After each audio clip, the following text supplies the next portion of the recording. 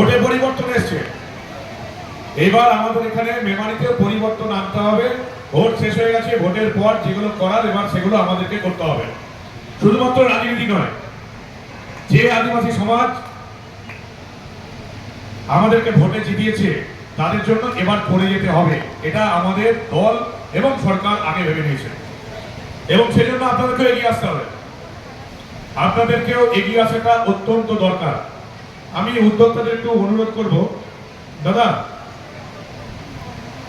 উদ্যোক্তাদের একটু অনুরোধ করব, যদি সম্ভব হয় পরের বার থেকে এই অনুষ্ঠান, এই মঞ্চটা এরকম পাশে করবেন বা মঞ্চের উপরে করবেন। নাহলে কি হয়, মঞ্চের নিচে এনারা আছেন আর আমরা মঞ্চের উপর দাঁড়িয়ে আছি, একটু খারাপ দেখায়। এটাকে এই পাশে করলে খুব ভালো হয়, বা এনাদেরকে একদম মঞ্চের এ পাশে করবেন, খুব ভালো হয়। কারণ কেমন কেমন লাগছে যে ওনারা নিচে আছেন, আমি উপরে দাঁড়িয়ে আছি, এটা কেমন লাগছে।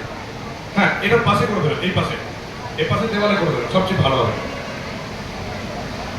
আদিবাসী সমাজকে এগিয়ে আসতে হবে।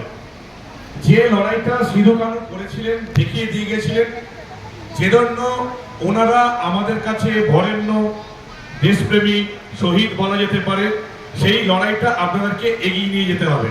শুধুমাত্র আমরা সিধু কানুর মূর্তি বাড়িতে রেখে দিলাম, বছরে একবার মালা দিলাম, তাতে আমাদের কাজ হবে না।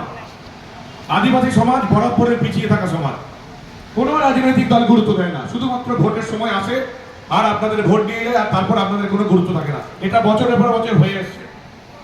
কিন্তু আমাদের মোদী সরকার আসার পর থেকে আপনারা দেখেছেন যে পদ্মশ্রী থেকে শুরু করে পদ্ম সম্মান যারা পাচ্ছেন, কত আদিবাসী মানুষকে মোদী